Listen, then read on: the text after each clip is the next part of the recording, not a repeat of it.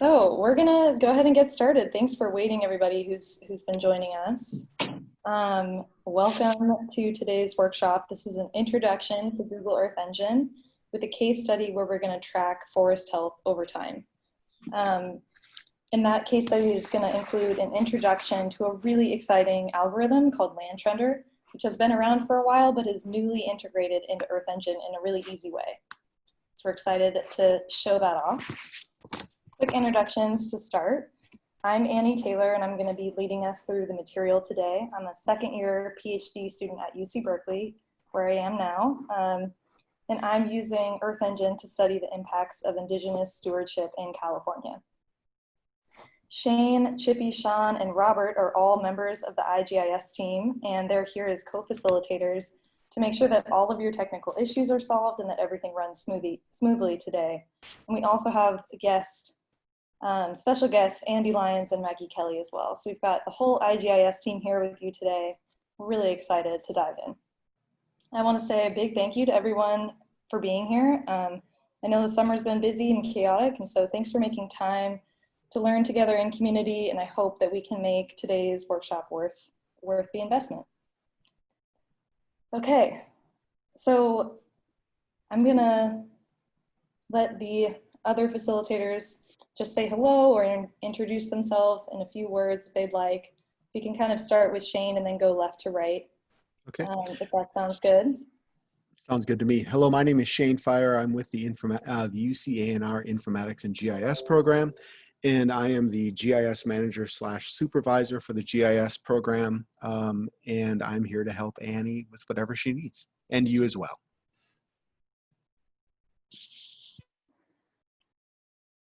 Do we have Chippy here?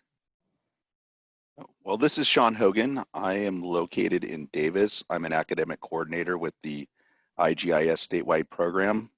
I focus on remote sensing, drone work primarily, at least recently, and I've attended this workshop before and it was fantastic. I hope you all like it. Oops, I think I forgot to unmute myself.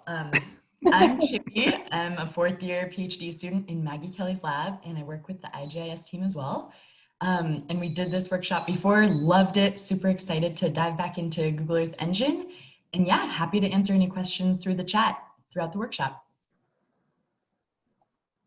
And I'm Robert Johnson. I'm a GIS programmer with the IGIS team, and everything I know about Google Earth Engine I learned from Annie's workshops. So.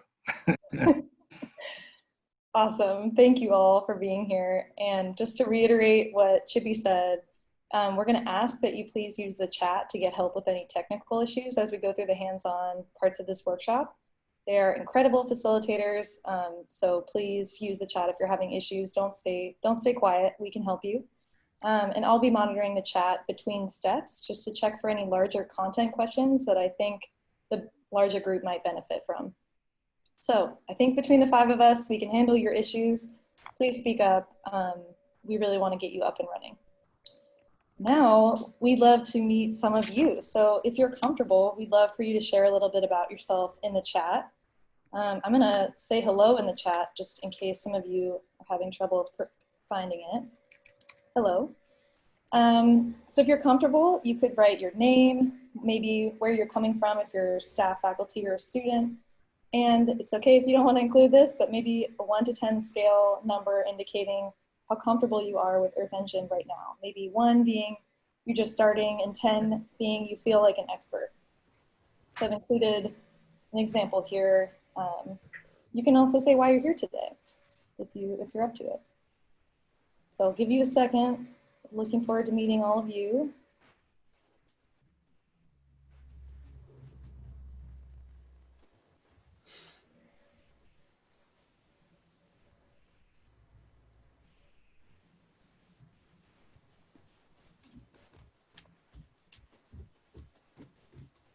Awesome, this is fabulous. People from all over. Lots of people just getting started in Earth Engine, so if that's you, you're in really good company.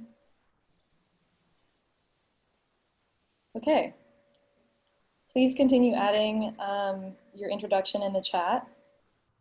I just wanted to show a really quick and dirty map of where all of you are located. I don't think I captured very last minute registrations, but for the most part, we're spread out across 3 different countries across the Northern Hemisphere, which is really exciting. And as you might expect, we are concentrated in California, especially between Berkeley and Davis over here. So thanks for being here. I just want to say that one of my goals and one of the goals of IGIS is to build a really supportive Earth Engine community here in ANR. We want to be respectful and mutually supportive, and where we can acknowledge that we're growing together, including myself. I'm by no means an expert. So this could mean things like sharing our methods openly, crediting others when they've helped us, and offering and asking for help without any judgment. So if you have ideas about strengthening this community or thoughts about this workshop, we really hope that you will share those with us in a feedback form after the workshop ends at the close.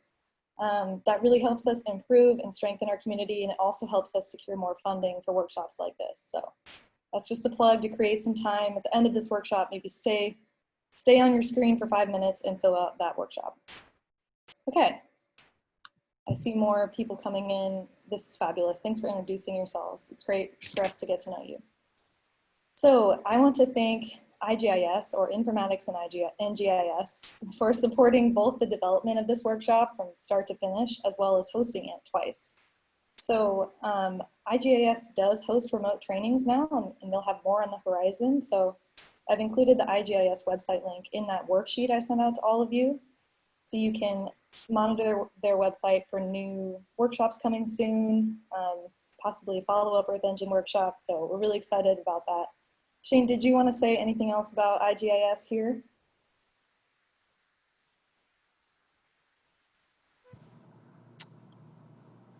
I'm trying to think.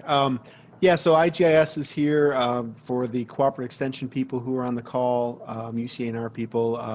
We are a resource that you can tap into and use for GIS services, drone services, or anything spatial and questions you may have. So check out the website that Annie mentioned, and please reach out to us if you have any questions or need help with anything. Great. Sorry for the cold call, Shane. Thanks for providing that. Oh, happy to. Okay. Great, so we're gonna start getting into content. I wanna provide a little bit of background about the study site we'll be exploring today, which is beautiful Santa Cruz Island. You can see it's also in the photo behind my video. Santa Cruz Island is the largest of the Channel Islands, which are just off the coast of Santa Barbara in California. And it's home to a very rare forest of bishop pines that are actually threatened by the increasing severity and frequency of drought in that area. So you can see a few of them in the photo here. They're along this ridge, and they're actually looking pretty good. That's a good sign. So in my research, I used Earth Engine to compare how this forest responded to 2 recent extreme droughts, which we hoped would help us predict where the bishop pine was most likely to survive in the future as droughts increase. The result was a little bit disheartening. You don't need to understand too much about this figure, but happily the study has motivated more funding for restoration on the island and more focus for the species in the future.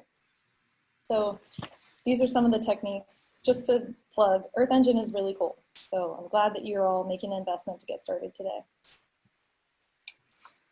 Speaking of which, why is Earth Engine so cool? Before we send you on this workshop exercise, we really want to make sure you understand what you're going to get out of this. Earth Engine is an amazing tool. It's a browser-based platform, which means that you access it through a browser window, maybe Chrome, and it enables large-scale geospatial analysis because it's connected to Google's servers and storage capabilities.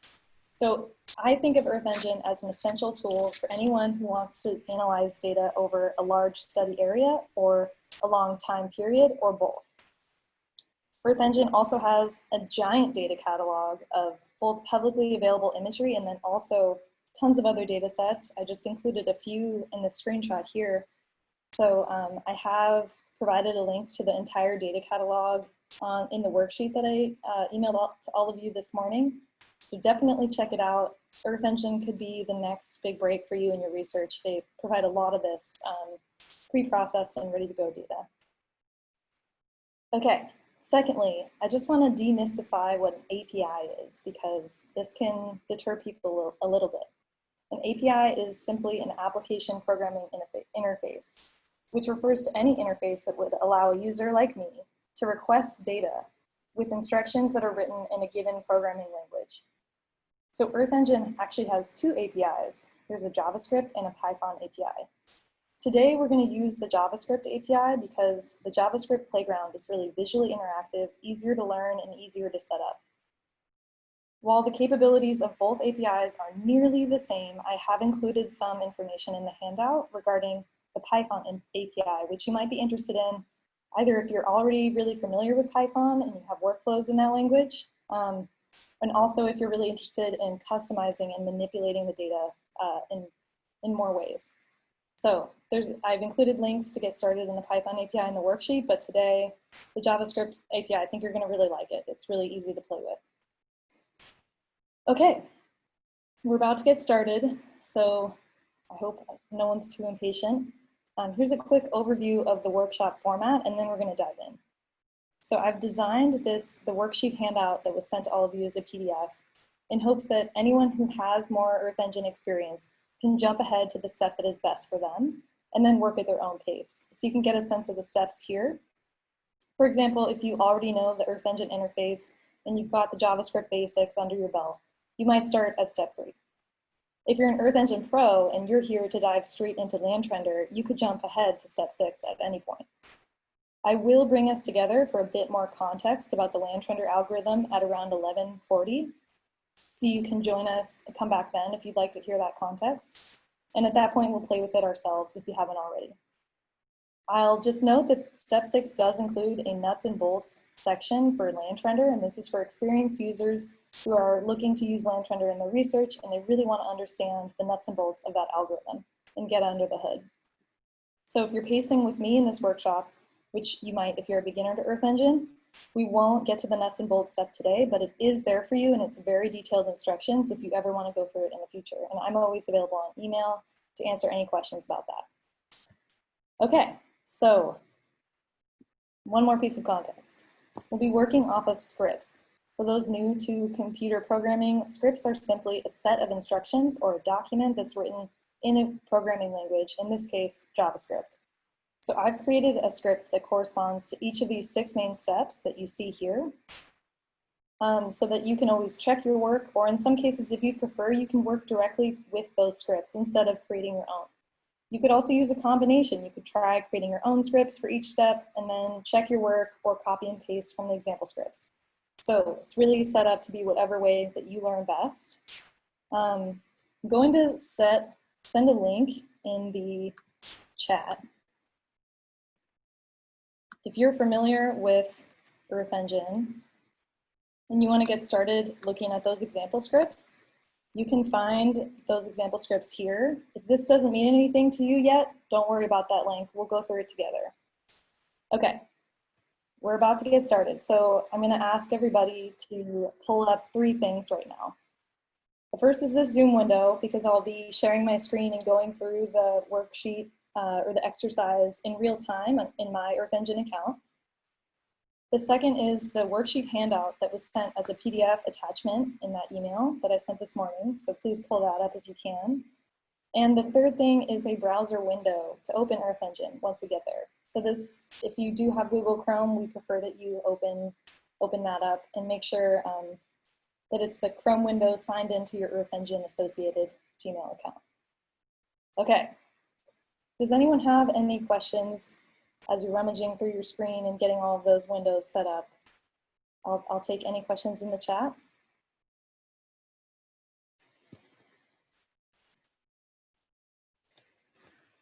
Just going to pause to make sure I'm not going faster than you all can type. Okay, at this point, if you would like to jump ahead, please do so. Jump ahead to any of these steps in the worksheet and get started. If you're relatively new to Earth Engine and you want to pace with me, we're going to get started at step 1. So I'm going to go ahead and stop sharing this screen. And share my Earth Engine playground. Okay. Can one of my facilitators confirm that that's working? That looks good? Yep, looks good. Awesome. Okay. So I'm going to rummage around to get my worksheet open. The first step you're going to take is to open the Earth Engine playground. So I can drop this link into the chat. If you're not signed in to a Google account, you'll just have to sign into the account associated with this Earth Engine, with the Earth Engine sign-up form that you submitted. Okay, and I think it's helpful to have the worksheet on one side and the playground on another side. You can also minimize my window or make it smaller so you can still watch. Some people mentioned that Command Tab was a really helpful way to switch between windows quickly. Okay, so we're gonna get started. The Earth Engine playground, it's beautiful, I know. There's lots of different buttons and tabs and it can feel a little overwhelming, which is why we're just gonna focus on the most important parts of this interface. So the code editor, this is where all of your scripts are gonna land. This is top center, that white box. There's also the map, which takes up the whole bottom of the screen. This is where you're gonna get to see all of your analyses in real time. It's really interactive, and it's a great way to check your work. Okay, there's also a ton of other tabs over here on the left and the right. Like I said, we're just gonna go through the ones that are most important, but your worksheet handout does include descriptions of each of those buttons as you get more advanced. So, first, we're gonna try saving a script. So to do that, I'm gonna ask you to write your name in the code editor, very fancy and exciting, and then you're gonna hit save. So for those of you who are completely new to Earth Engine, you've never created a script, you're gonna be prompted right now to create a home folder. Mine is my first and last name, you can see, Annalise Taylor. Once you create a home folder, you might be prompted to create a main folder. Mine is called default, that was the default back then, but you could name it home or anything else you want. Just know that those are permanent. So once you've created those, you can finally save your script into that default or home folder. So let's name it something like LandTrendr _ you could do today's date, you could do your initials, and we don't need to worry about this optional commit message. And the .js is also optional. Okay, I'm gonna click OK, and it's gonna load. You can see this cute little icon over here loading, and now I've got my script saved. All right, and hop into the chat with the facilitators if you're having any issues at this point. Okay, let's check out one of my favorite tabs. You can see this is your script manager, which includes all of your scripts on the left side. But if you click that docs button, just to the right of the script button, you'll see a totally new window opens. And this is the API documentation. This is where you're gonna find all of the tools and functions that you can use in Earth Engine. It's a great place to go. What's great about the docs tab is that you can also filter it. So they say filter methods.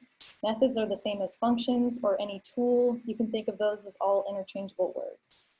So we're gonna search here. I'm gonna filter my methods for image collection. And I'll explain what that is in a bit. So what I've just done is I've filtered all of the possible tools in Earth Engine or functions, and I'm filtering just for the ones that act on image collections or interact with image collections in some way. So I'll show you my favorite image collection function.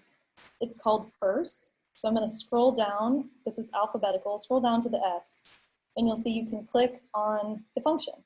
And a pop-up window comes up with a description, as well as the inputs and the outputs. This is really helpful. There's a lot of tools you're gonna be using, a lot of functions, and the docs tab is a great place to go to check, you know, is there some way to do what I need to do, and how would I fill out the function to make it run successfully?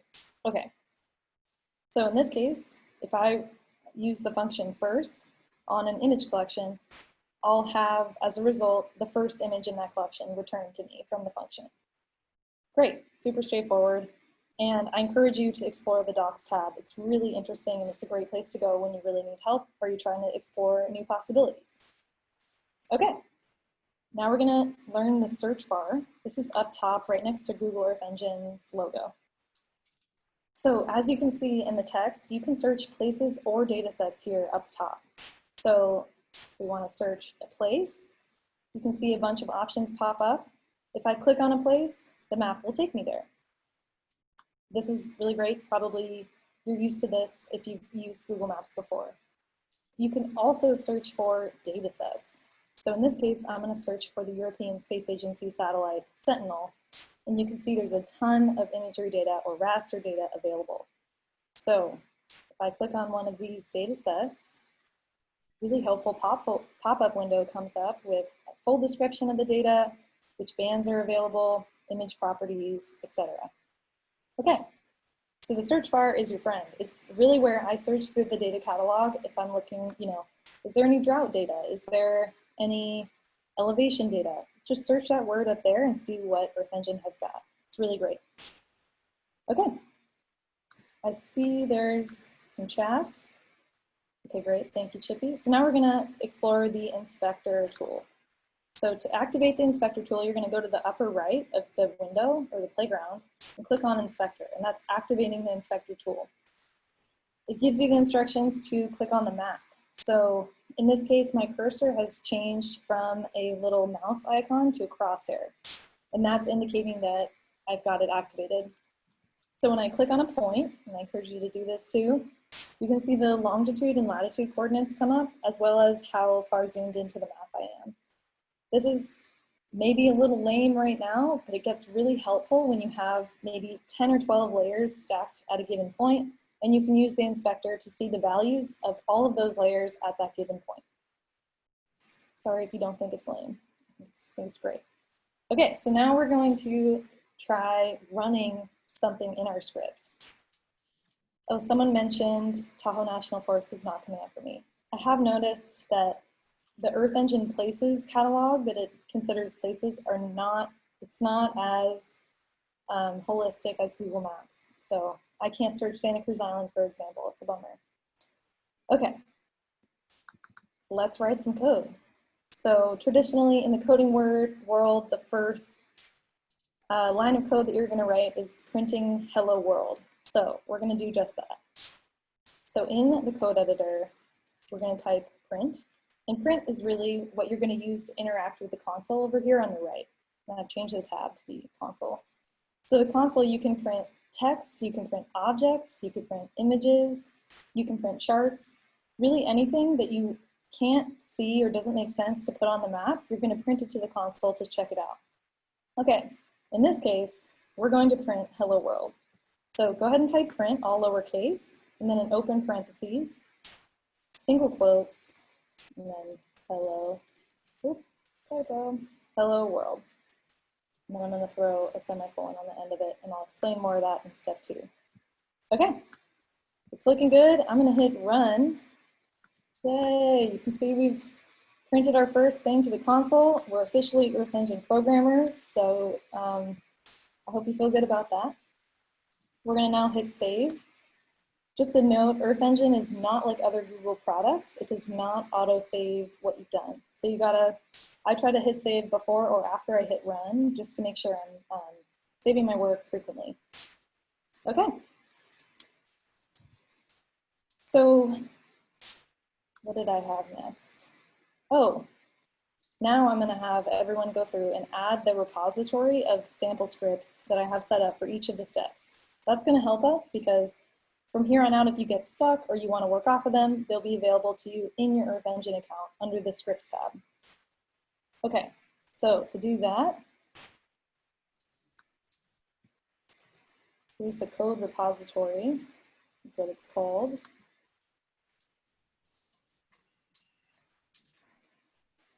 Okay, so go ahead and click that link.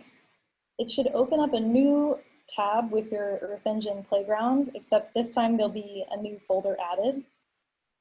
You can also, so if you click that, it opens up a new window.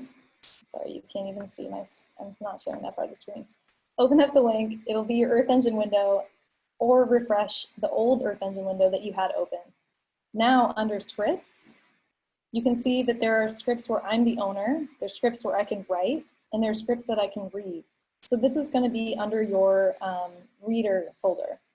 So you're going to scroll down to your reader folder, expand it using a little arrow, and then look for a folder called GIF Workshop. You can see that we're reusing scripts from our previous workshop, as we mentioned. Okay, so this is a really critical step. I'm going to just check the chat and make sure that everyone is able to do that. Feel free to speak up or add to the chat if it's not working for you and we can get help. I've also copied all of the code to a Google Doc just in case, because we hit some snags last time.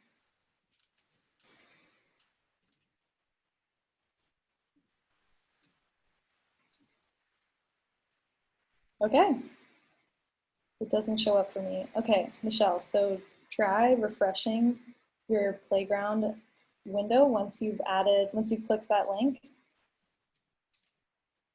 Sometimes also when folks click the link, they're asked to sign into that Google Earth Engine account again. So make sure that you've done that to complete the process.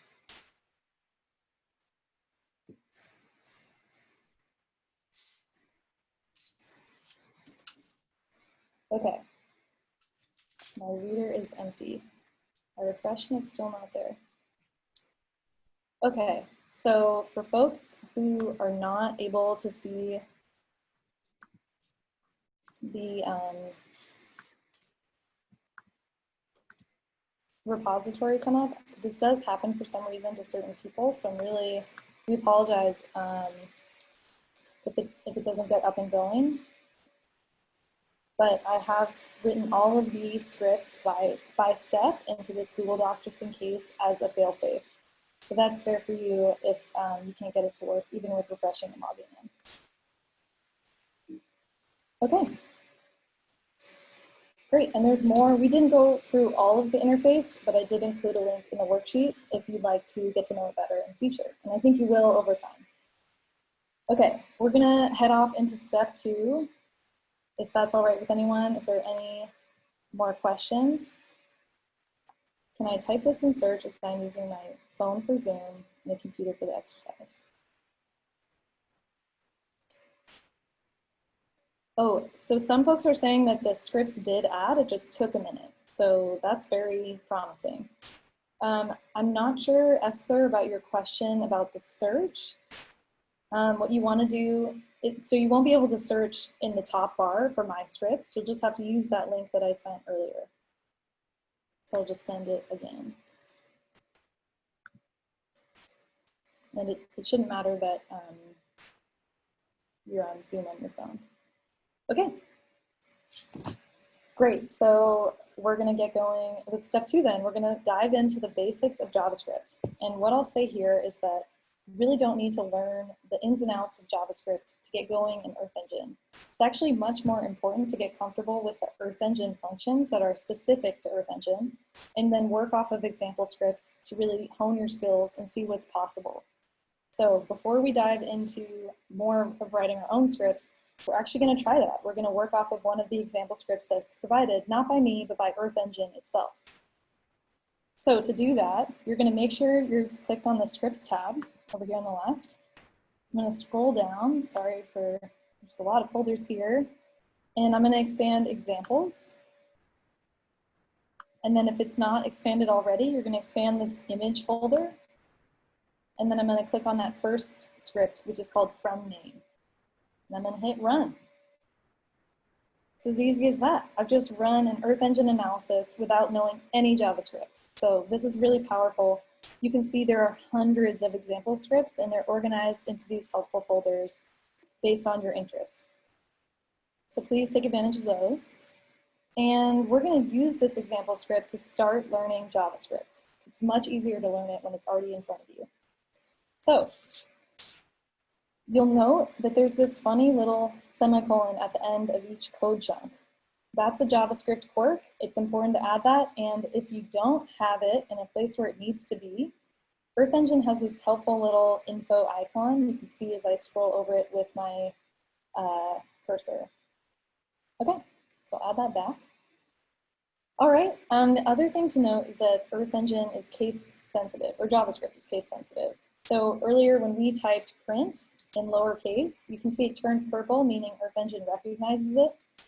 If I had tried uppercase print, you can see it's black. It doesn't recognize this as a function.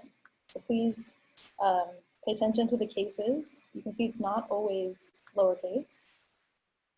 The other fun thing with JavaScript is that we're going to have to use var to tell Earth Engine that we're declaring a new variable. Okay, so declaring, creating, defining a new variable, those are all interchangeable here, and I tend to use all three of those words. This is just telling Earth Engine, hey, we're about to create something new. This is its name. This is its type, EE image, and then this is the actual object.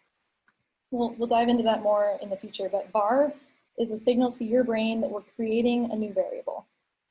It's also a signal to the computer.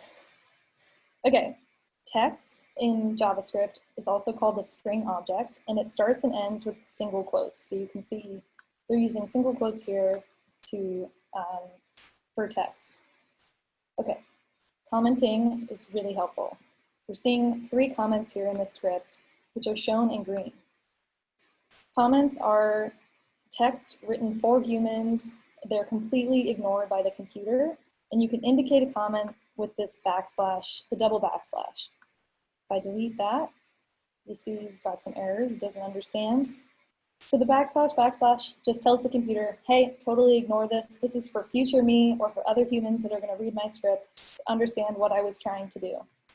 So I use comments a lot. I also include information on how to add a block comment. That's something you want to do. And comments are really helpful in Earth Engine because right now the run button runs the whole script. You can't select some code and run just that. And when your analyses get pretty meaty and heavy, that might be a problem. It might be running slower. So you can use that backslash. I use the backslash comment to select out a lot of the lines that I don't want to run in this specific moment. Okay. Lastly, the code editor will underline anything that it has a problem with, and most of the time it'll offer a great fix. It's also going to auto-complete pairs of parentheses and quotes, which you saw when we typed print. It auto-completes, and with my quotes as well. So Earth Engine is your friend. It's making JavaScript really easy. Okay. So what is this? We need to talk about the 2 main data types that are available in Earth Engine. Mostly these are images and features, which might make sense if you've done other GIS and other software. So an EE image is raster data. This is any imagery that's represented as pixels. An EE.feature or EE.geometry, which is just a feature without information related to other than geometry information. These are both objects that are represented as coordinates in space. This might be point data, like the locations of hospitals, line data, like stream flows, or polygon data or shape data, such as maybe the outlines of local parks. So someone asked earlier, what is an EE.image collection? That's just a stack of images collected together. Same with the feature collection, it's just many features combined into one collection. I'll note for the GIS folks out there that all of the spatial data that's mapped and analyzed in Earth Engine is in the maps Mercator projection. It's okay if that doesn't mean anything to you. Earth Engine makes it really easy to not know projections. You don't have to worry about it. Okay. Most of the time, we'll use these main data types, EE.image, EE.feature. They're used when we're declaring a new variable to Earth Engine because we have to tell it what it is we're trying to create. So most of the time, a new variable declaration will look like this. Var, that's a keyword you always have to have. This is the name of the variable, image. And then you're setting it equal to an EE.image that should be constructed out of this information or object. So interestingly, Earth Engine constructs images out of strings, which means it accesses the image that's stored based on that string code or text code. So, sorry if that confused anyone, but this is what it's always going to look like when you're creating a new variable. Var, name, type, and then the object. Okay. So now we're going to explore two extremely common Earth Engine functions that are both here in the script, map.setCenter and map.addLayer. So this is what I do a lot. I look at an example script, I think it's cool, and then I look up what is this function doing, how can I use it, and adapt it to my work. So we're going to start, I should explain, functions are, it's just a tool. And in this case, all of the inputs are separated by commas. Then you're going to close the parentheses once you've added all of your inputs and toss on that semicolon. So using the example of map.setCenter, we can see what are the inputs here. Let's go to the Docs tab. You can just watch if you don't want to do this. Map.setCenter. Okay, so map.setCenter takes the longitude coordinates, the latitude coordinate, and a zoom level, which is optional. So zoom level varies from 1 to 24. 24 is the most zoomed in and 1 is the most zoomed out. So go ahead and try editing your first Earth Engine function. You can change the coordinates. You can change the zoom level. So I'm going to zoom in a bit, change it to 10, and then hit run. Super cool. Okay. One important thing to note is this period here between map and the function itself. This is just telling us that setCenter is acting on the map object down here on the bottom level. It's the same with addLayer. addLayer is going to add a layer to the map. So that's what that period is before the function, and you'll see that a lot in JavaScript. It's a good pattern to just be able to recognize. Okay. Now we're going to modify map.addLayer. You're going to use this all the time. This is the go-to function to add images, objects, anything you need to the map below so that you can check it out. And this is really where Earth Engine shines. So let's walk through it. It's a little bit different. So I'm going to just show you in the Docs tab the information about this. I did see the chat come up.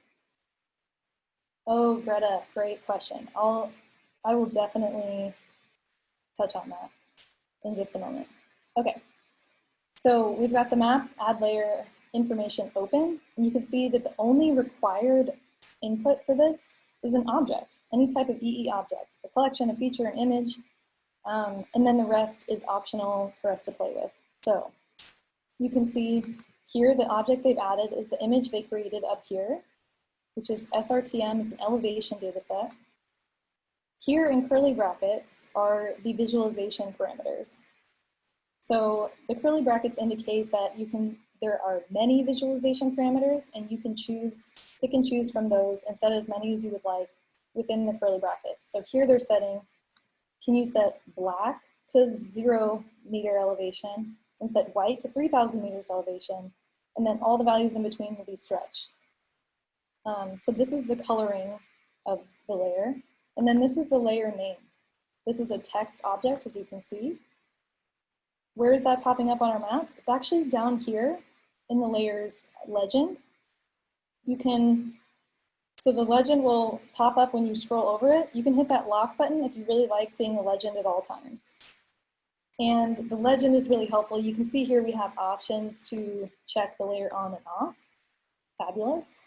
You can also change the transparency of that layer for trying to see things underneath it. You can also hit the settings cog and really get creative with the visualization of this layer. These types of options might be familiar to folks who've worked in other image visualization software. Okay, so we're not going to do anything with that now. Now I'd really like you all to try editing this function. So you can change the name, the layer name between those quotes. Maybe let's name it elevation. We can change the visualization parameters to any values you want. I'm going to stretch it a little bit less, just to 2,000 meters. And I'm going to hit run. Oof. Not a great stretch. We're seeing a lot of white. And we can see the layer name changed in the legend. Okay. Last thing I'll say here before I get to Greta's question is that this is confusing, right? There are dozens or hundreds of functions and they all have different inputs and outputs, and it's a lot to remember. So the docs tab is your friend, but there's also a great little hack just in Earth Engine itself. You're going to type the start of a function, maybe map.add layer, hit that open parentheses, and then type or hold together control space. You'll see this really helpful pop-up window, which is the documentation that we searched over here. Just pops up right there in the editor. And Earth Engine has filled in with text all of the parameters, optional and otherwise. So control space is your friend. It's a really great way to get faster in Earth Engine. Okay, so I'm gonna answer questions now. We're done with step 2. You guys are JavaScript pros and you know exactly how to get going. SRTM, I think it's the shuttle topography, is a US satellite data set. But yes, you can go to that website. You can also search it in the search bar. SRTM digital elevation data. You can click on the description, shuttle radar topography mission. And you can get all the information there. Looks like it's from NASA. Okay. This is a great question. Is the SRTM just a layer that's stored in Earth Engine? It is. This is in the data catalog. So it's really helpful. You can access so much data just by tossing a small text object, a couple words together in your script, and suddenly you have access to so much data available globally. It's fabulous. And they've cleaned it up in a lot of cases as well. So that's great. I'm running Earth Engine right now on an 8-year-old computer with very little processing power. So it's fabulous for that. Okay, I'm also going to answer the question about converting your image to an import record or leaving it within the script. This is this pesky underlining here. It's not red, it's not an urgent thing. Earth Engine is just letting you know there's, you could import this if you want to. I'll show you what that looks like. I'm going to convert to an import, and you'll see this import pop-up now lives at the top of my script. I can also minimize it if it's annoying. So some people who use Earth Engine love having all of their parameters or all their variables up there in the imports, and they'll convert everything, all the variables they have up there. It's easy to edit the name and to see, you can click and see the information. Some people love import records. I tend to avoid it because I really like to copy and paste code between my scripts, and this will slow you down because you can copy and paste this script, and then you've got to click this button and copy and paste that script and then import it. So I tend to keep things in my script just so that I can see everything where it is. But some people love imports, so that's there for you if you'd like it. Thanks for bringing that up. Okay. Great. So now you don't have to save the script. We didn't do anything fun with it, and you know where to find it. It's an example script called from name. So we're going to go back to the script that we started at step 1, which should be called LandTrendr and then underscore date or underscore initials. I'm going to abandon my changes. Okay. Script error. There we go. So now that we are familiar with the Earth Engine interface and some common functions, I promise you guys are very advanced at this point. You know most of what I knew as I got started in my research.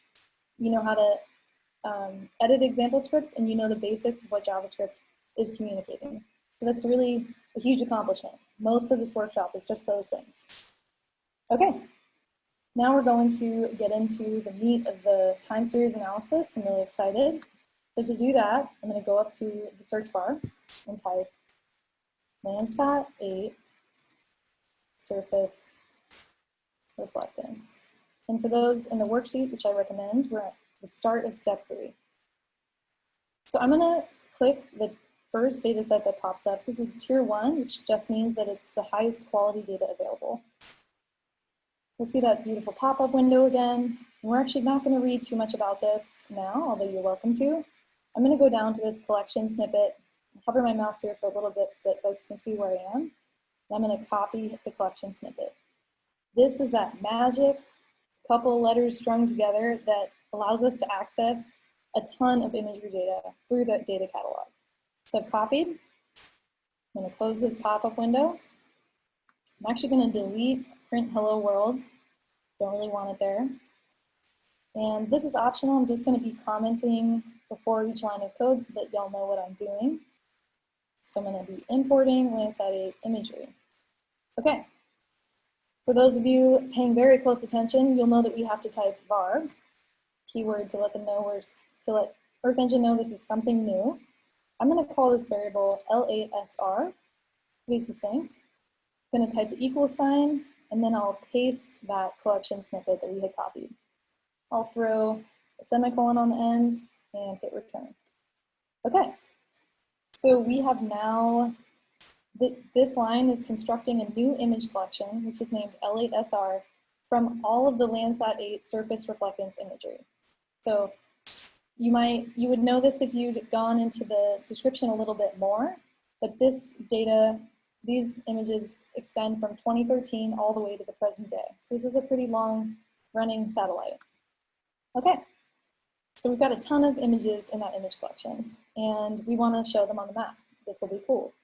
So map.addLayer, we're going to,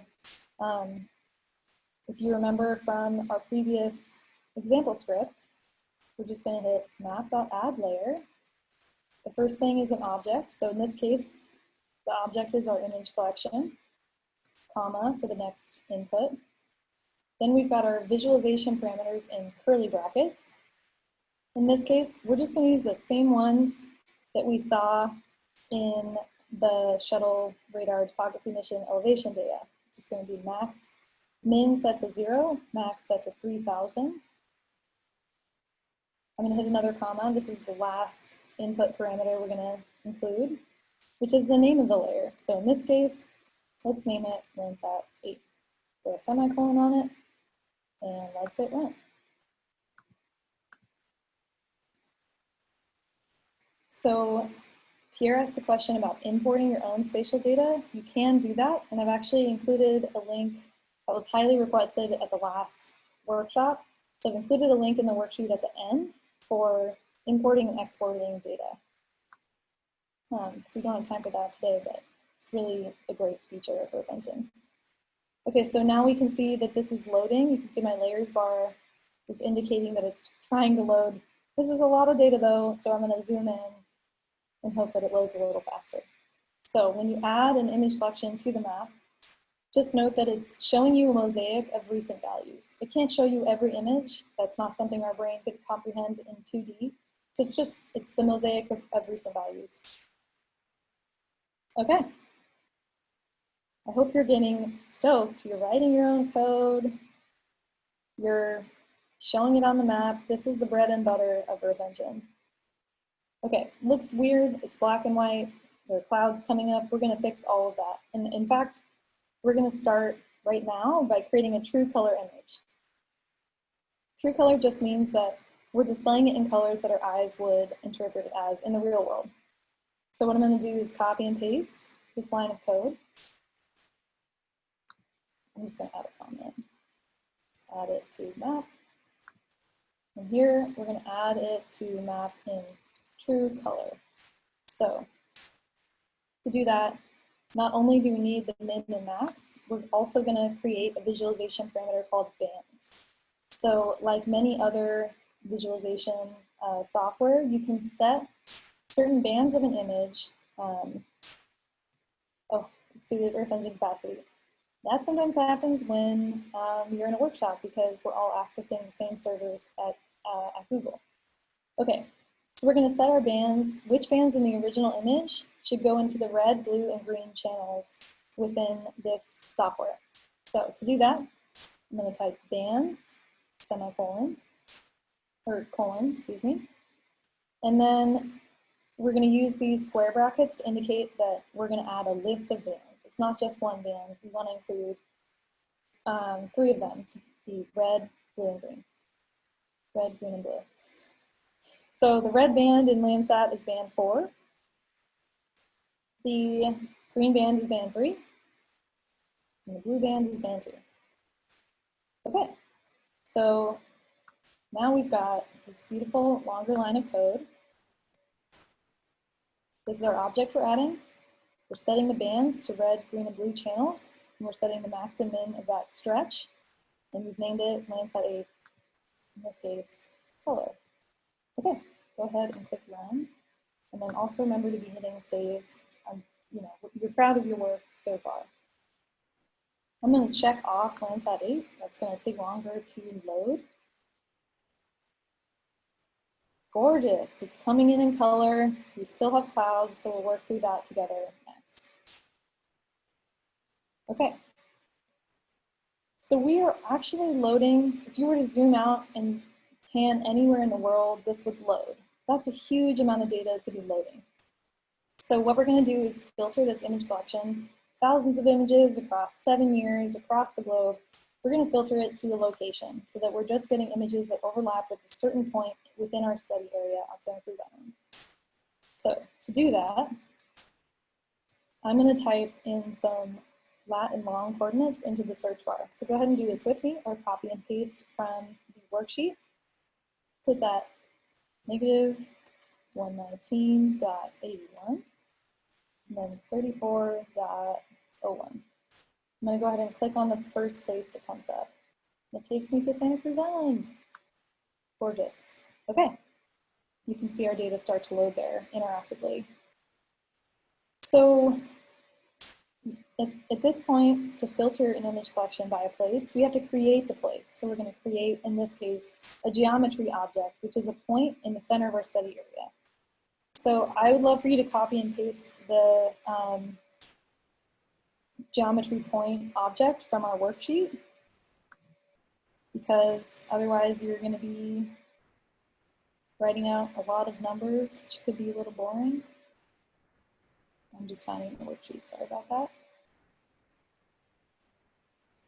Okay. Copy and paste. Yeah. There was a question about if nothing seems to be happening, is there a way to check your loading status?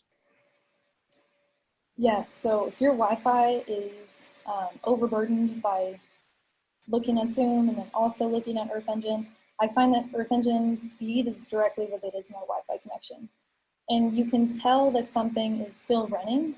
I'll hit run here to show you. When you can see these two bars start to slowly climb to the right, that's saying, okay, the Landsat 8 layer is loading, and then it'll go to the Landsat 8 color layer, and that'll slide to the right. So if you have white bars in the layer legend, that's going to indicate that it's trying. It's just slowly loading. So I hope that that helps.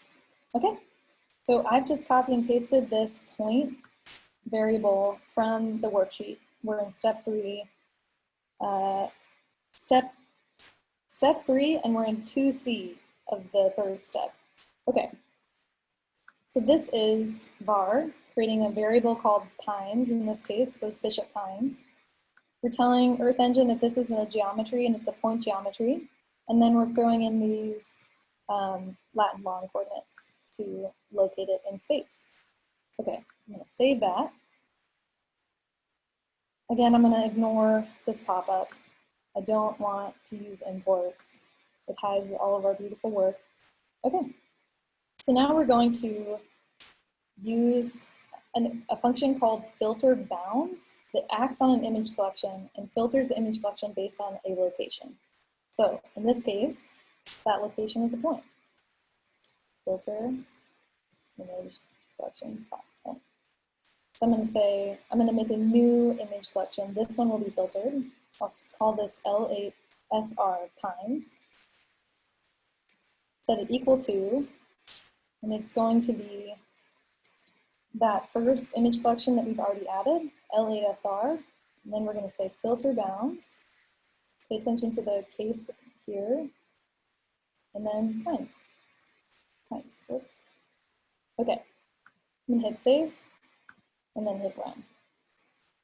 Nothing new will pop up. Just fun to run it. Okay. So now I'm going to show you how to print this image collection to your console on the right. This is helpful when you want to dive in, like, how many images are in this collection?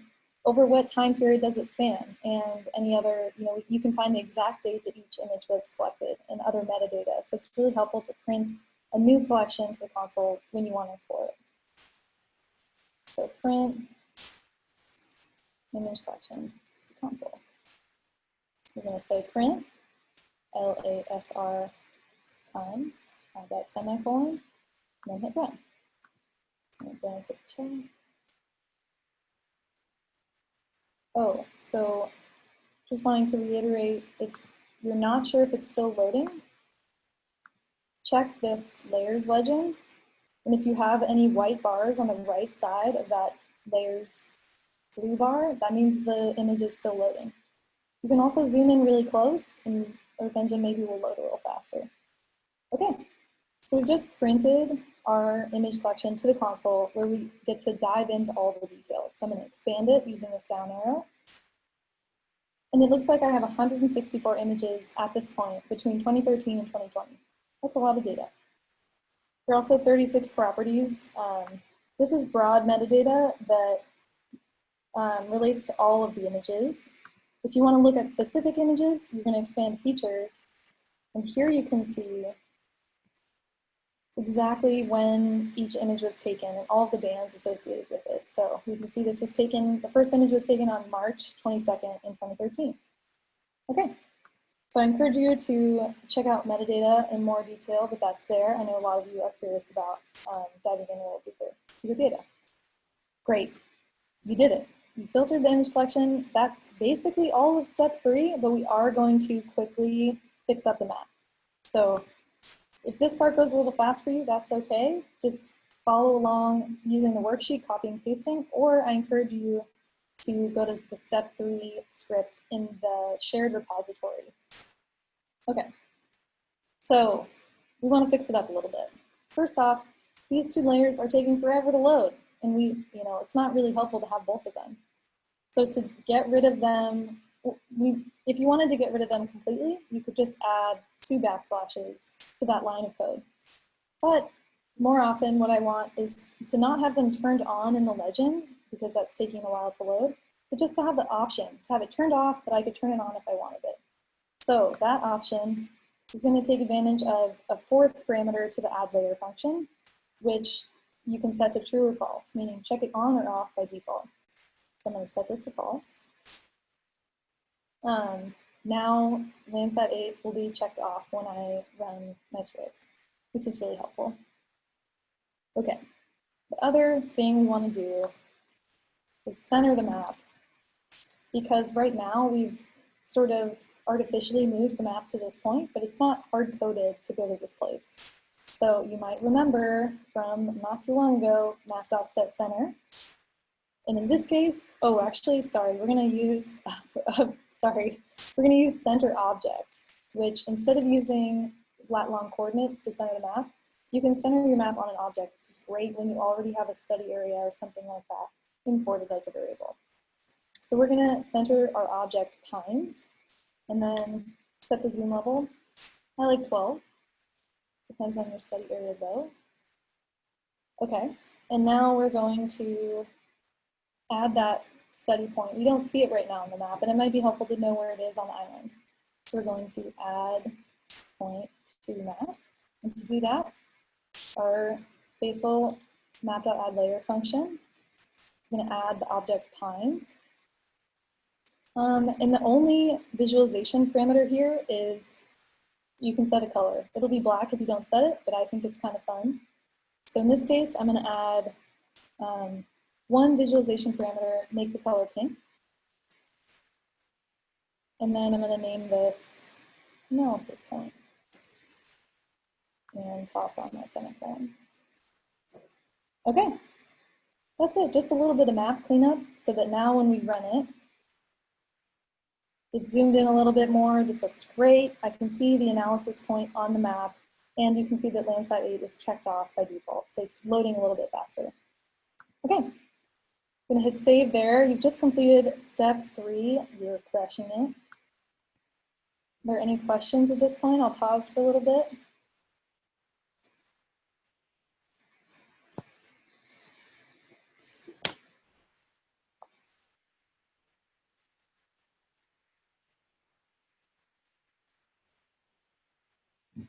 Okay, so if you're struggling to check your work or get your result to look like this, I encourage you to go to the example scripts. So it'll look like this folder under your reader folder in the script manager. You'll see Analyse Taylor, GIF Workshop, and you can click on step 3.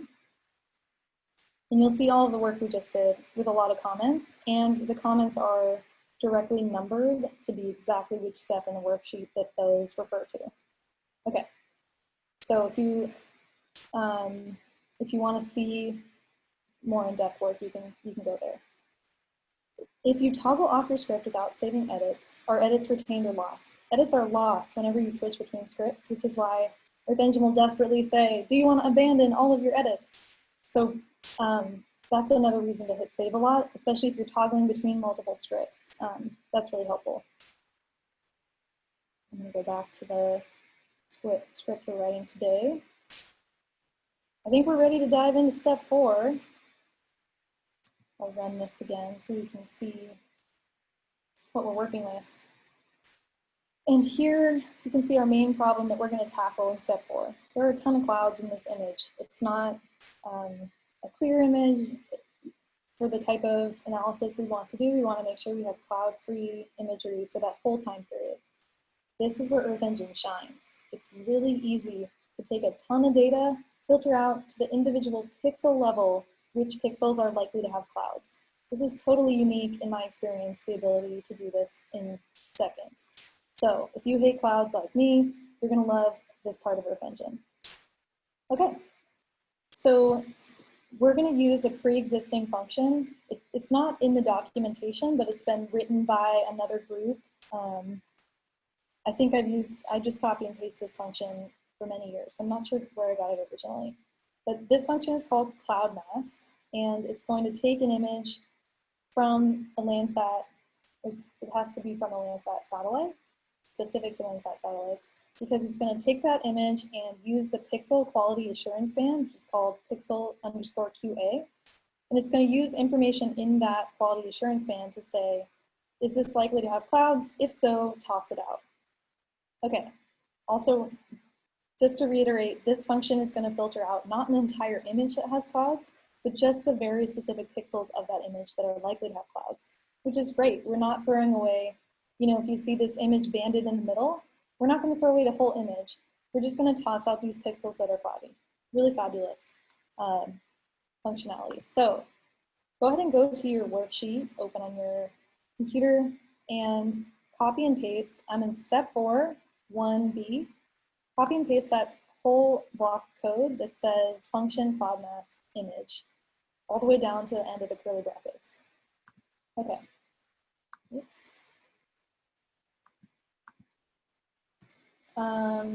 Cloud mass function. Then I'm going to paste that into my script. Okay.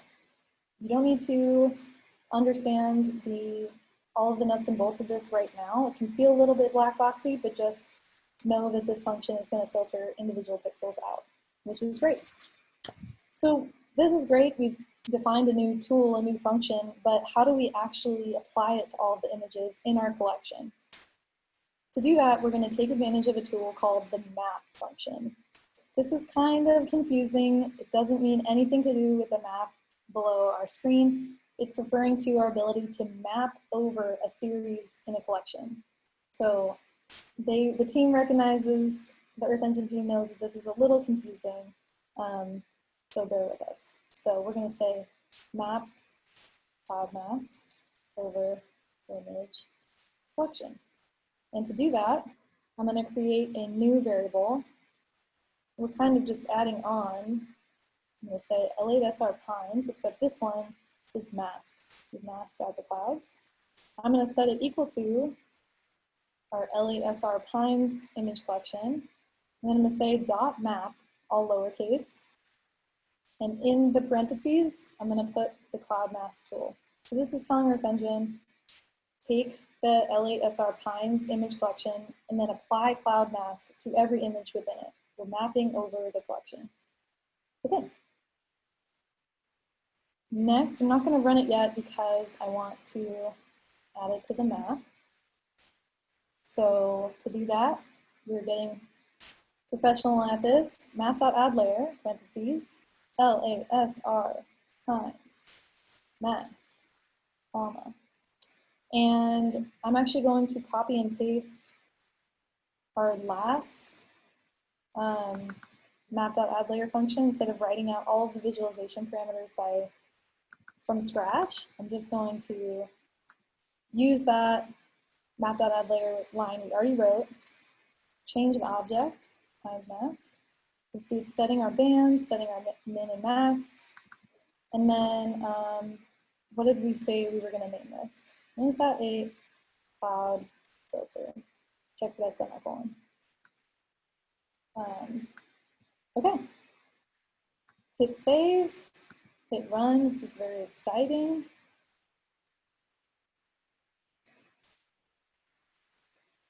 Okay, so we're going to get rid of, I'm going to check off Landsat 8 color. I really want to see what that latest image collection looks like. And it looks gorgeous. No more clouds. You can see we're getting a mosaic of recent values, so there are some weird things happening. I'll just zoom in to show you some of the weirdness. So it's not showing us one image, it's showing us a mosaic, and so some of these weird pixelated looking objects can appear if there are big differences between recent images.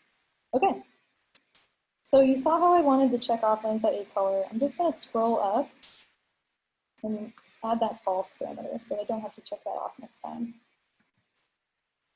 Okay, you can feel free to tweak min and max values based on how you want it to look, to increase contrast or increase the stretch.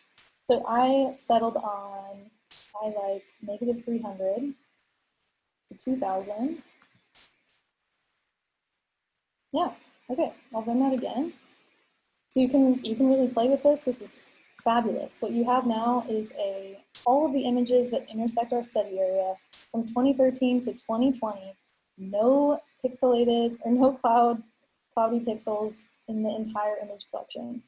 So this is fabulous. This is a huge amount of work in any other software for remote sensing or image processing. Okay.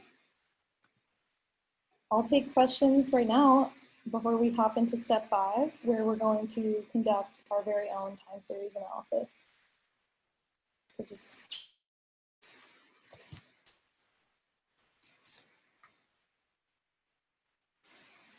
I'll just mention here, we're using a cloud mask function that acts on Landsat specifically, but you can find on the internet, in the Earth Engine community, if you're using other imagery, there's usually a cloud mask function written for it somewhere that's high quality. So don't be discouraged. Okay, let's hop into step 5. This group is very efficient. Y'all are doing great. I'm really stoked. So I'll just add some context here because this part can get a little bit, oh, one question. If my legend disappeared, how do I get it back? So the default for the legend is that it will be, it'll toggle on and off based on whether or not you're hovering over it with your mouse. So if you hover over layers in the top right of your map and you want to keep the legend there all the time, just click that lock button. That way when I hover off of it, it stays there. So people have different preferences. Go ahead and find what works for you.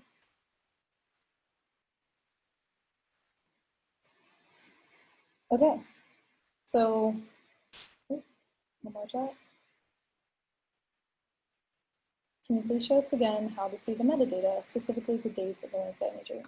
Yes, so in our script we've written, we still have printed our image collection to the console. So this is print L8SR pines.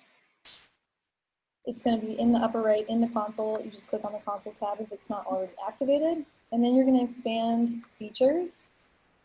And you'll see all 164 images there. And within each image, if you expand it, you can see its ID, which contains the date at the far right. You can also see the bands, band 1 through 11 there. So that's the metadata. Okay. So we've got this amazing time series of images from 2013 to 2020. We cleaned up all the clouds and the weird pixels. We didn't worry about snow here because we're in Southern California in this case. And we're finally ready to analyze some of the changes in this part of the forest over time. So how do we get started doing that? Scientists often calculate spectral indices from their imagery, which help quantify certain aspects of the landscape. So for example, a really common one is normalized burn ratio, or NBR, which is quantifying the amount of dead or burned vegetation following a fire. There's also normalized difference vegetation index, Ndvi, which is quantifying the amount of healthy green vegetation in a given area. So we're today going to use Ndvi to study how the Bishop Pine Forest was impacted by the recent drought. And in this case, we're going to look for a decline in Ndvi, meaning that the healthy green vegetation in the forest has declined. Okay, so first we've got to calculate Ndvi values within our image collection. And to do this, we're going to do something very similar to step 4, which is define a function or tool that adds Ndvi, and then we're going to map it over our image collection. So it's going to look really similar. So I encourage you to swap over to the worksheet. We're in step 5.1b and copy that add Ndvi function. Okay. So it won't let me type. There we go. Add Ndvi to an image. Paste it. And you can see this function is pretty easy to understand. It's taking an image. It's using a normalized difference calculation with the near infrared and red bands, and it's naming that new calculated band Ndvi. And it's adding that band to the image. Okay, this is if you want to calculate other spectral indices, go ahead and use this function and modify it in the future. It's really helpful. Okay. So next, we're going to use the map function, again, to map this add Ndvi tool over our entire image collection. So to do that, similarly, we're going to set up a new variable, in this case, var8 L8SR, and we're going to get rid of all the pines, mask, underscore. I'm just going to call it Ndvi. I'm going to set this equal to L8SR, pines, mask is getting a little long.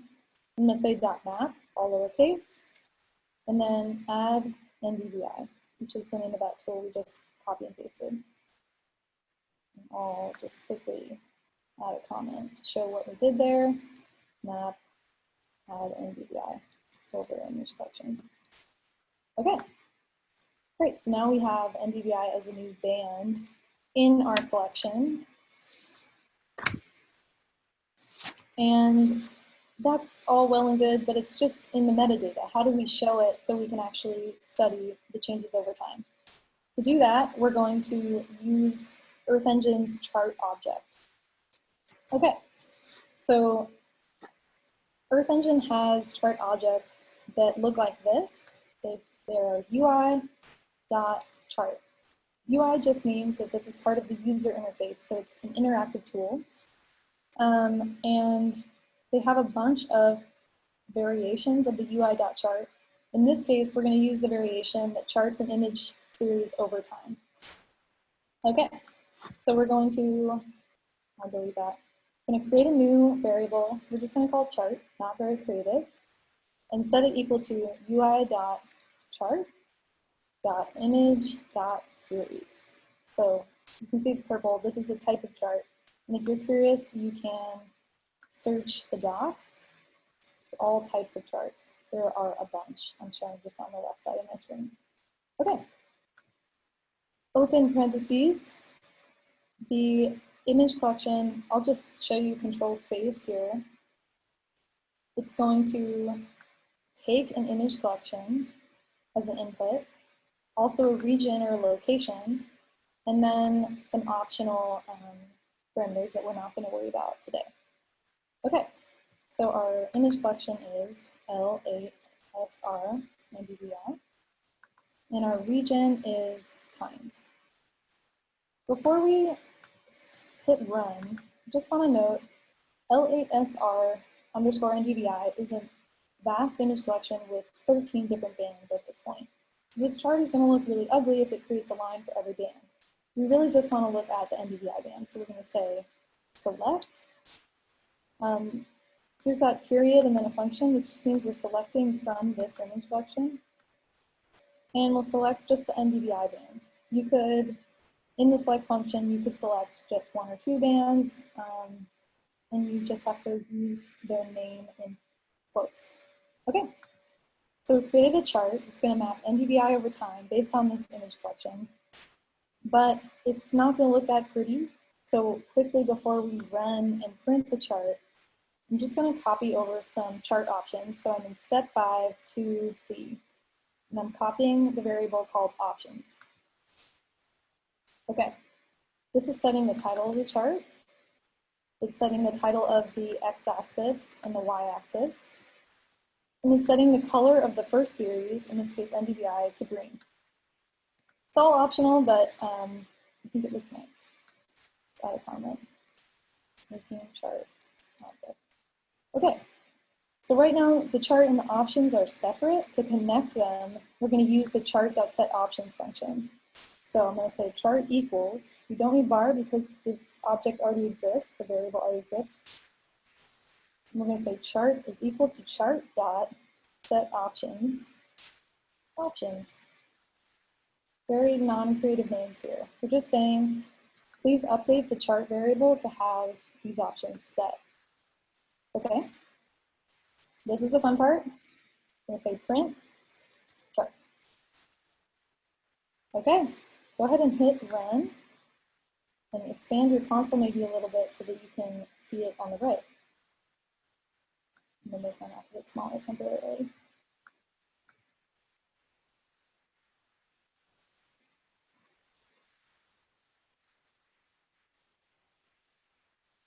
So real quickly, Steve asked a question about this function that we created or initialized. And there are a few different ways to do this in JavaScript. There's no reason specifically I chose this construction format. So if you're familiar and you prefer a different one, roll with that, definitely. Okay, this is awesome. Look at this gorgeous chart. This is showing at that given analysis point, which I'll show on the map here in pink. This is tracking the value of Ndvi, which varies from 0 to 1, 1 being healthy green vegetation. Shows it over time, and we can kind of see something that we might expect. If you're familiar with the California drought that lasted from about 2012 to 2016, we watch the healthy green vegetation dive throughout the drought, and then it looks like it might be slowly recovering over time. But we're not totally sure. Right now, it's just kind of pixels and points. We haven't done any analysis on this. The chart object is really cool. Try clicking this arrow in the upper right of that chart, and it will open a new window with your beautiful chart expanded. It's kind of small and hard to see before. And you can see we've set the axis labels, we've set the color of the series, so you can play around with this and create fairly beautiful charts. But what I love most is this download CSV option. If you've created this awesome data set and you've charted it, a lot of times you want to manipulate it in R or Python or create an even more beautiful version of a chart. That's what you're going to need to do. You're going to download the CSV data, open it in whatever tabular analysis software you use, and get creative. So I do that all the time. It's really helpful. I encourage you guys to try it out. Okay, so with that, we are done with step 5, and we are ahead of schedule on getting into our step 6 LandTrendr specific section. So before I go on, I want to make sure that folks understand what we just did. So please throw your questions in the chat. I'll just reiterate, This chart is showing us at a given point here on our map. At this point, show me what the Ndvi value is for each image in our collection from 2013 to 2020 over time. Landsat takes an image every 2 weeks, so you can see we've got a lot of data here. This is 164 images. You can see a few points where there's breaks in the line. That just means there was a cloudy pixel at that point and it was filtered out. And you can also see this value in 2014. That's probably not correct. This is probably noise. I'll show you in the next step with LandTrendr how we deal with error values like that one. It's really fabulous. Okay. I'm not seeing any more questions, which is great. This is a very smart group. So what I'm going to do is talk to you a little bit, go back to our PowerPoint slides, and talk to you just briefly about LandTrendr so you have some context before we start running code. Okay, if you are self-pacing, by the way, you can go ahead and come back if you want to catch this part, which is just maybe 2 minutes of intro about what LandTrendr is and what makes it so cool. Okay, so I'll frame this in the context of what we just did. We just completed a time series analysis in which we tracked the change in vegetation health over time at a given point using Ndvi. Time series like the one we just did are a really great way to explore change over time or temporal change, but as you saw, it can be difficult to determine whether a change is truly ecologically relevant. And if so, whether it's possibly due to noise, maybe just a change in the seasons. So it's hard to tease out if something that we're seeing is truly relevant to our question. Finally, if the change is relevant, how do we actually quantify the rate of change and the magnitude of change? You saw how squiggly that line was. So those are all questions that LandTrendr seeks to address and does a great job handling. So LandTrendr stands for Landsat-based detection of trends in disturbance and recovery. And it's a temporal segmentation algorithm that is meant to tackle the questions I just posed. LandTrendr is great because it's built to capture both abrupt changes, you might think of a forest succumbing to a wildfire, as well as long-term changes like the ones we saw where a forest is slowly recovering after a drought. And it works specifically on a time series of Landsat images, which is what we just created. This is a really helpful visual to understand what I'm trying to say and what LandTrendr does. It's showing you how it's taking a series of Landsat images, one for each year, and at a given pixel, tracking the spectral index over time.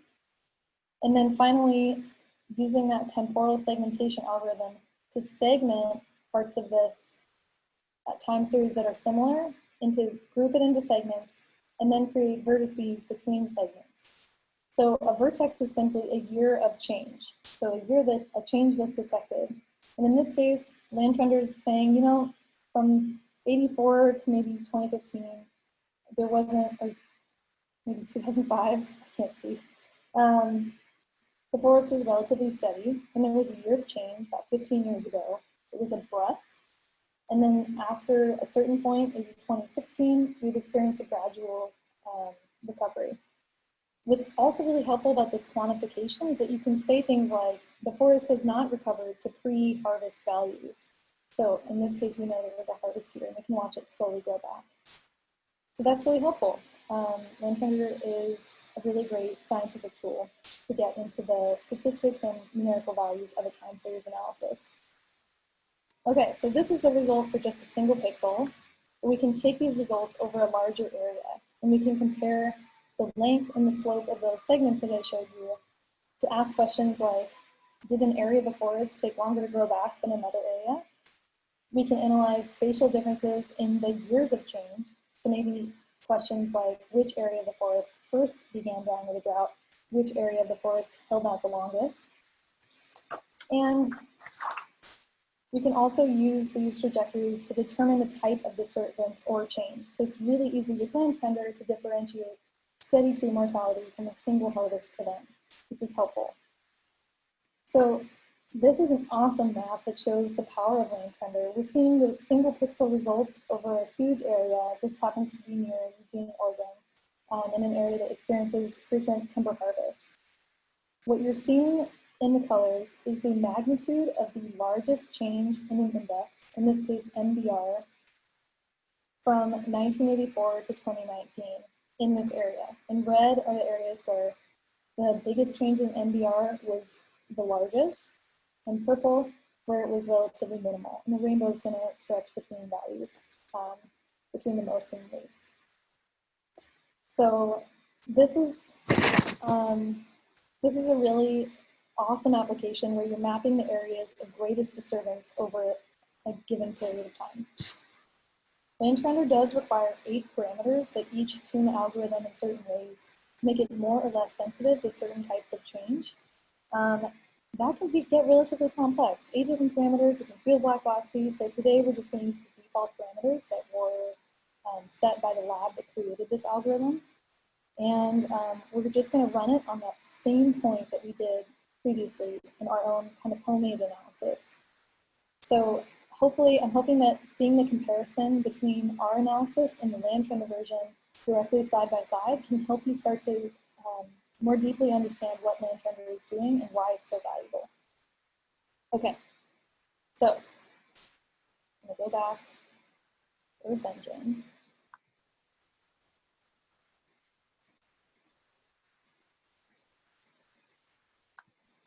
Okay, hopefully I'm back with you all. And instead of typing anything, I'm actually just going to, in the box, I'm going to go to Script Manager. I'm going to scroll down to the GIF workshop folder and open Step 6 LandTrendr. Before I hit run, I have to warn you about 2 quirks of LandTrendr that are going to make it look different from our analysis here.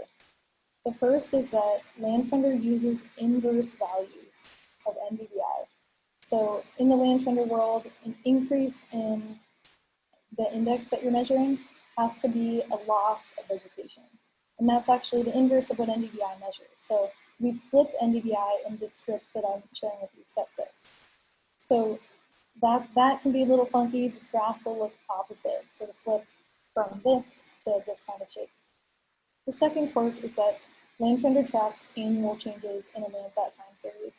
So right here we have all 164 images shown on our graph. LandTrendr is going to, it takes some pre-processing. You're going to combine all of the images for a given year into one composite image. And you can use a lot of different composite functions to do that. So in this case, the script I shared with you, I'm just using the annual median value of a pixel. And I'm assigning that to be the annual value. Okay, so the graph's going to look a little different. You know, LandTrendr is a little quirky, but I'm going to hit run in the Step 6 script. Okay, so we're seeing 2 things here. We're seeing the original values of what I'm calling inverse Ndvi. That's just a signal to myself to remember that I flipped Ndvi. You can also see on the axes it's going from 0 to -1. That's another reminder. So these are the original annual values of Ndvi, and then in blue. And then in red, we're seeing the fitted LandTrendr model, showing us, just as you saw in the slide, 2 different segments separated by 1 vertex in the year 2015. That's considered the year of change. Okay, so looks a little different, but this is really interesting. Here we can more conclusively say that the vegetation, the green healthy vegetation at this point declined steadily for 2 years until 2015, at which point it slowly started to increase and has not returned to pre-drought values, as you can see. So this is really awesome. We can use the slope of that recovery line. We can use the magnitude of change to understand how hard the drought hit this area. So LandTrendr is incredibly valuable. That's not information that we could have gathered from our wiggly graph that we ran in Step 5. So are there any questions about this before we dive into some really advanced LandTrendr material? Just wait for the chat.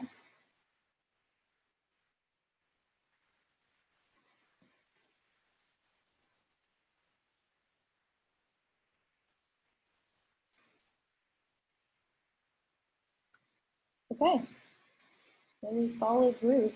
Thanks for following along so easily. Okay, so now you've just run LandTrendr yourself in a homemade script that I wrote for this workshop. But this is a fairly simple use case, and I'm going to give you the repository that's put out by the lab that created LandTrendr. So this link I'm sending in the chat is a link just similar to the workshop scripts I sent you. It's a new repository, except this one is put out by the eMapper lab. I have to read what that stands for. Environmental Monitoring Analysis and Process Recognition Lab, which is part of OSU, or Oregon State University, and they developed the LandTrendr algorithm.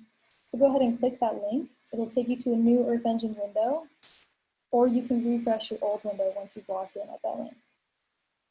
And you'll find it similarly under your reader folder. And I'll just mention, these scripts will always be in your reader folder.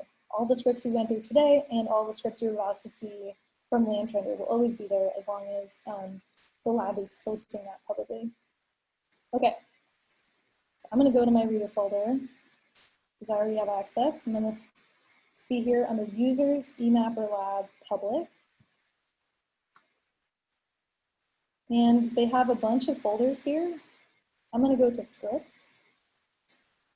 And you can see there's a folder within that called LandTrendr Examples. Go ahead and expand that. And then I'm gonna click on the top script, which is LandTrendr Greatest Disturbance Mapping. So I'm gonna click on that. I'll switch over, make sure you've saved everything before you're switching scripts. Okay, now I'm gonna hit run. This is what's fun about example scripts. You can do so much building off of work that's already been created. So there are no extra points for writing everything from scratch. In fact, that might be a waste of everyone's time. So modifying and working off of these fabulous scripts is exactly how I learned. And if you're learning for the first time, I really recommend it. I still do it all the time. It's not even just the learning phase, it's permanent.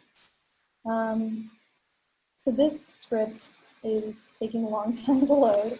I'm going to check off magnitude of change and zoom in a little bit. I'm also going to, you'll see the geometry inputs. That's when you draw something on the map, it'll show up there, and it's kind of annoying. So I'm just going to check that off because it's kind of blocking my view. Okay, you can see with this white bar that it's still loading. It might be loading for you too. Maybe you have better Wi-Fi than I do. So if you're with me running the script, I'll just talk through the two layers that are now going to appear in the map. This first layer I have checked on right now is the year of detection. So in this algorithm, as you can probably guess from the name of the script, this is a script that's using LandTrendr to highlight the greatest disturbance during a time period. And the time period you can see is defined here as 84 to 2019. And they're even restricting it just to look at the summertime. Okay, and you can also see that they're looking at the NDR index. So what are we looking at here with year of detection? Looks like my Earth Engine timed out, so I think we're giving them a run for their money here on the servers. This layer is showing the greatest change in NDR that occurred over that time period, with red showing more recent years and purple showing years closer to 1984, and then you've got the rainbow in between, indicating years in between. So I'm actually going to use that inspector tool and click on one of these green-yellow patches. Okay, so I can see here that the year of detection at that point, it's going to take a minute to load, is 2006. So that's the year that it suffered the greatest disturbance. Okay, let's look at magnitude of change. So this, similar to the map I showed you on the slides, is showing in red the largest disturbances, and in purple, the smallest disturbances across that time period. So, and you can see in the inspector box that magnitude is, if you're familiar with NBR, that's not a magnitude we would expect. NBR generally oscillates, or it, is calculated between -1 and 1, and here we've got a value of almost 700. So what's happening here? The LandTrendr algorithm, and the result it spits out, is scaling all of the magnitude changes by 1,000. So a magnitude change of 695 is actually a change in the NVR index of 0.695. So hopefully that makes sense. And this is really fun. They've written it so that you can easily change the years, change the index. You should probably keep all of those things maxed out. And you can see they've created an area of interest, or AOI, here. You can also change that and move this around to an area that's interesting to you. So you can see how immediately powerful working off of example scripts is. This is 100 lines of code, fairly complicated, and it could get you launched in some really interesting research. So please work off of example scripts like this one, and you'll have the EMAP or lab scripts available to you forever. So you can see, I encourage you even just right now to click on a few of these and play around with them. They all do different things based off of this temporal segmentation. Okay, I'm gonna make sure I didn't miss anything.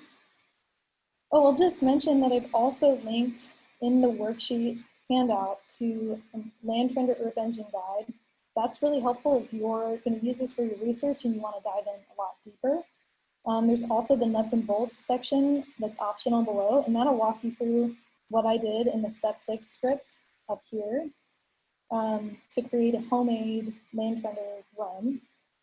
And to help you understand, the bands of the output and how to manipulate the algorithm a little bit more.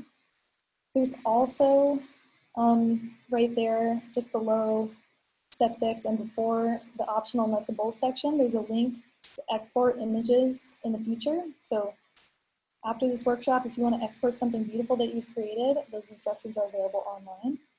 And then at the very tail end of the worksheet, I've included a bunch of links to the next steps for you all who just learned a ton of Earth Engine content.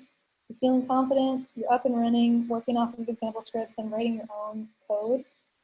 There's links there to API tutorials and a getting started guide if this pace was a little fast. There's also, the Earth Engine team puts out a beginning and an intermediate workshop that's self-paced. It's just a link to a worksheet online, similar to this one. So you can go through those. And there's also an amazing online support team through the developers group, which is a Google group where you can post questions. So I've linked to that as well if you'd like to join it. And there are great Earth Engine guides, many of which I've linked to throughout the worksheet. And I've also acknowledged at the end of my worksheet because they helped me build this workshop.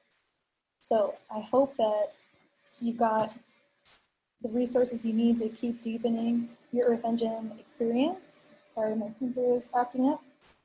And I'm also available on email. I really want to make sure, I know this is self-paced and some of you might have found the pace didn't fit so well. So if you're working through this worksheet in the coming days, weeks, or months, please, I'm available on email at any point to answer questions or talk about Earth Engine analysis with you. So I would love that. I'm just going to quickly share our last slide. And also, if you are having questions right now, please pop them in the chat because we still do have time together. But I'll just say quickly, big thank you to the IGIS team. Here's all of us here in our new meeting format. So thanks to all of you who attended and are here as part of our Earth Engine community. I'm really grateful that you made time today. There's my email if you want to be in communication or have questions. I'm going to check the chat. Oh, thank you, Scott. And what I'm going to do now is send a link to a feedback form specific to this workshop. So we really hope you can take 3-5 minutes right now just to fill that out for us so that we can improve these workshops and provide more helpful follow-up workshops. So if you have ideas for that type of things, questions still swirling in your mind, all of that would be great in the feedback form.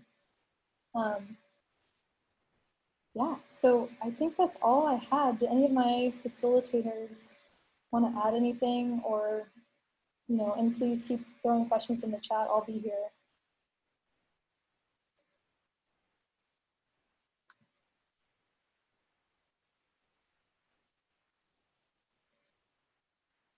I just want to add, thank you all for attending the workshop, and Annie, thank you for doing such a good job. Thank you.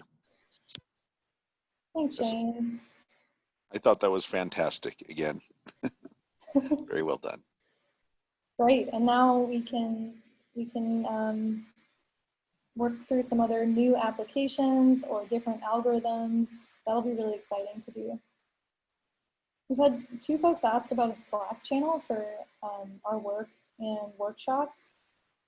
That's not something we have right now, but that's really great for us to know that there might be a need for continued communication and sort of that community around geospatial support in ANR. That's a great idea. Okay, I'm gonna let most folks go. Please stay on the line if you have any questions. But thanks so much. I can't believe how early we finished. You guys are rock stars. So thanks again, and you're free to go. And I'm available on email, or I'll be online for a little bit longer.